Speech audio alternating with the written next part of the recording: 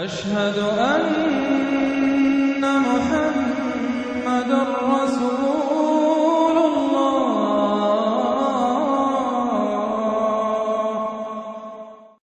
سورۃ الغاشیہ۔ بسم اللہ الرحمن الرحیم۔ هل اتاک حدیث الغاشیہ، کیا پہنچ چکی ہے تمہارے پاس اس ڈھانپ لینے والے کی خبر؟ وہ جب آئے گی قیامت ڈھانپ لے گی۔ وجوہ یومئذ خاشعہ، یہ مضمون دیکھیے سورہ قیامہ میں بھی آیا تھا۔ وجوہ یومئذ ناظرۃ الی ربہا ناظرہ ووجوہ یومئذ باسرۃ تظن ان یفعل بہا فاقرہ۔ پھر سورہ عبس میں آ چکا ہے، وجوہ یومئذ مسفرۃ ضاحکۃ مستبشرہ ووجوہ یومئذ علیہا غبرۃ ترہقہا قطرہ۔ یہاں دیکھیے وجوہ یومئذ خاشعہ، بہت سے چہرے اس دن ہوں گے ذلیل ہوئے ہوئے، دبے ہوئے، جھکے ہوئے۔ عاملۃ ناصبہ، ایسے کہ جیسے بڑی کوئی مشقت جھیلی ہے، اس کا تکان کے اثرات ہے، ایگزاسٹڈ ہے۔ تصلیٰ نارا حامیہ، وہ داخل ہو گئے ایک تپتی ہوئی آگ میں، دہتی ہوئی آگ میں۔ تسقیٰ من عین آنیہ، انہیں پلایا جائے گا وہ پانی کے جو کھولتا ہوا ہوگا، ایک ایسا چشمہ جس کا پانی کھولتا ہوا ہوگا۔ لیس لہم طعام الا من ضریع، نہیں ہوگا ان کے لیے کھانے کے لیے غذا مگر جھاڑ کانٹوں والا، کانٹوں والی جھاڑیاں، یا وہ زقوم جس کا ذکر پہلے ہو چکا ہے۔ لا یسمن ولا یغنی من جوع، نہ تو وہ موٹا کرے اور نہ وہ بھوک ہی کو مٹائے۔ یعنی یہ کہ کھانے کے دو ہی فائدے ہوتے ہیں، آپ کے جسم کو تقویت حاصل ہو، یا یہ کہ کم سے کم بھوک کا احساس تو ختم ہو جائے۔ ان دونوں میں سے کوئی شے نہیں ہوگی۔ اب اس کے برعکس وجوہ یومئذ ناعمہ، بہت سے چہرے ہوں گے اس روز تر و تازہ، جیسے کہ ناز و نام میں پلے ہوئے لوگ ہوتے ہیں ان کے چہرے۔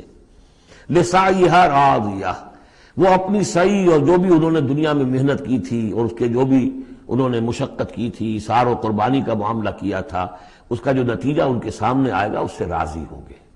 لسعیہا، یہ انہی کی کوشش تھی، محنت تھی، لیکن آج اللہ نے قبول فرما لی۔ اولئک کان سعیہم مشکورا، وہ لوگ ہوں گے کہ جن کی سعی جو ہے اللہ تعالیٰ کے یہاں مقبول ہو جائے گی تو وہ راضی ہوں گے۔ فی جنت عالیہ، ایک باغ میں جو بہت بلند ہوگا، اونچا۔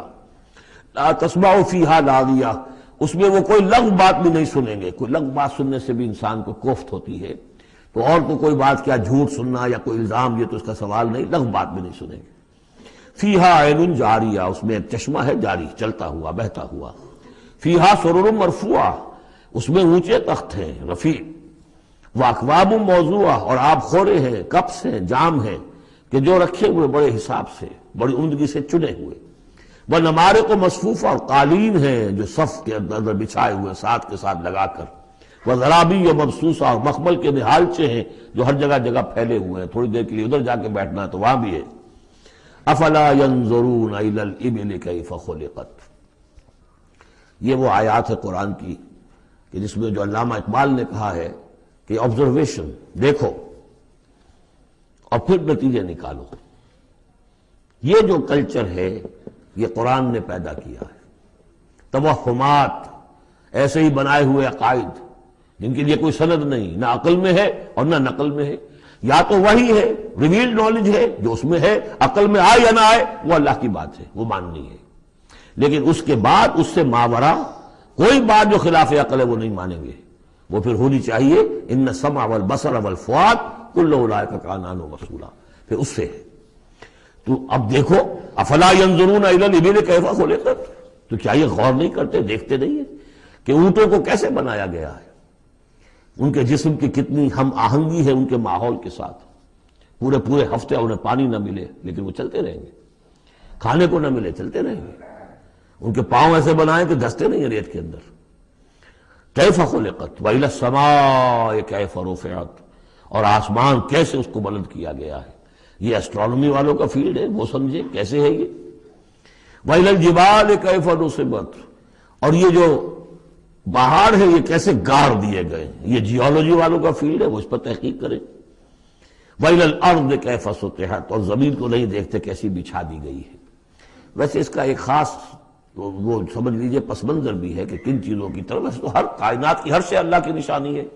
ان فی خلق السماوات والارض واختلاف اللیل والنہار والفلک التی تجری فی البحر بما ینفع الناس وما انزل اللہ من السماء من ماء فاحیا به الارض بعد موتها وبث فيها من كل دابة وتصريف الرياح والسحاب المسخر بين السماء لآيات لقوم يعقلون. ہر شے آیت ہے.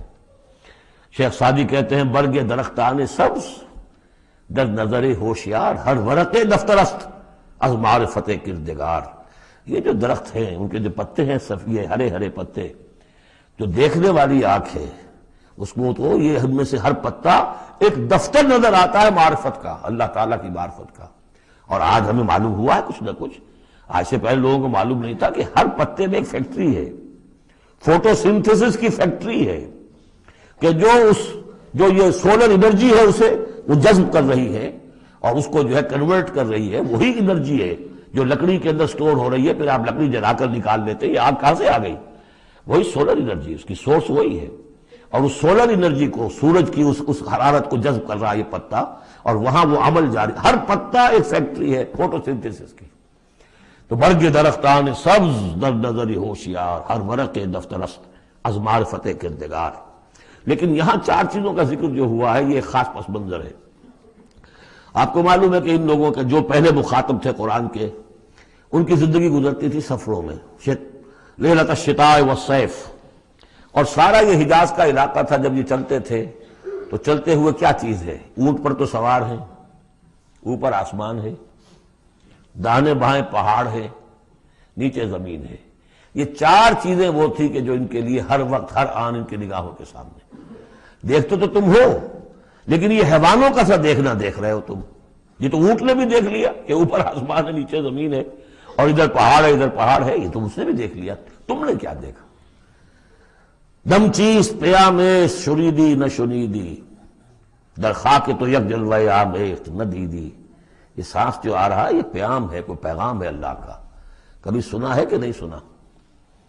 اور تمہاری خاک کے اندر ایک جلوہ بھی ہے، جلوہ ربانی، روح ملکوتی بھی ہے. کبھی دیکھا ہے اس کو؟ دیدن دیگر آموز شریدن دیگر آموز. یہ صرف حیوانوں کا سا دیکھنا اور حیوانوں کا سا سننا. اس سے ذرا آگے بڑھو، انسانوں کا سا دیکھنا، انسانوں کا سا سننا سیکھو.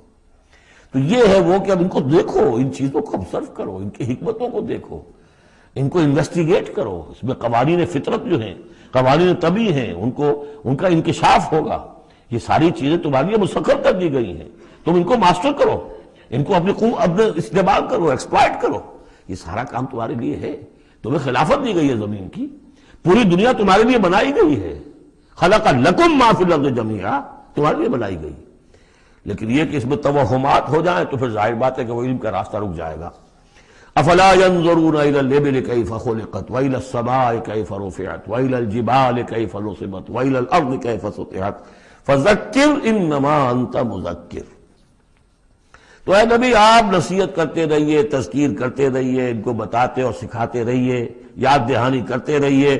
آپ تو بس یاد دہانی کرانے والے ہیں. آپ ان کے اوپر لست علیہم بمسیطر، آپ کو داروغہ نہیں ہے کہ کان پکڑ کر لے آئیں ان کو ہدایت کے راستے پر. یہ آپ کا کام نہیں.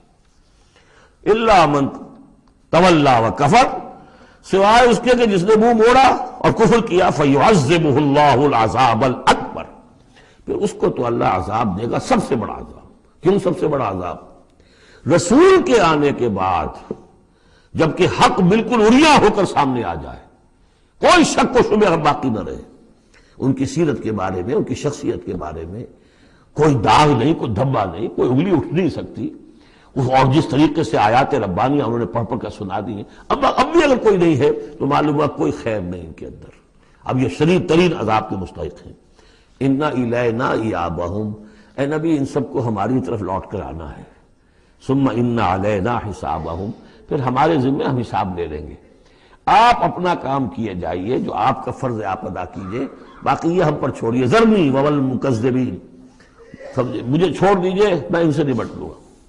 ذرنی والمکذبین اولی النعمہ مہلہم قلیلا. دیکھیے کس طرح یعنی سورہ تاریخ جو ختم ہوئی ہے کہ ایک ہی آیت میں مہلہم، آپ کو ان کو ذرا دیجئے، مہلت دیجئے.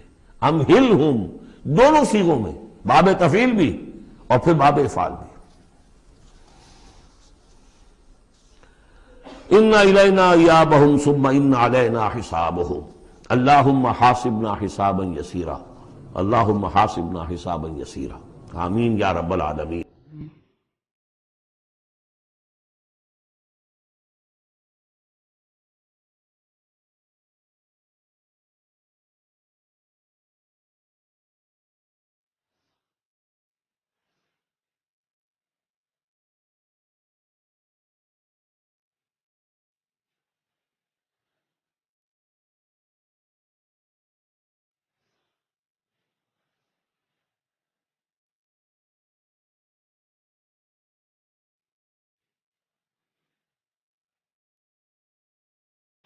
مولاي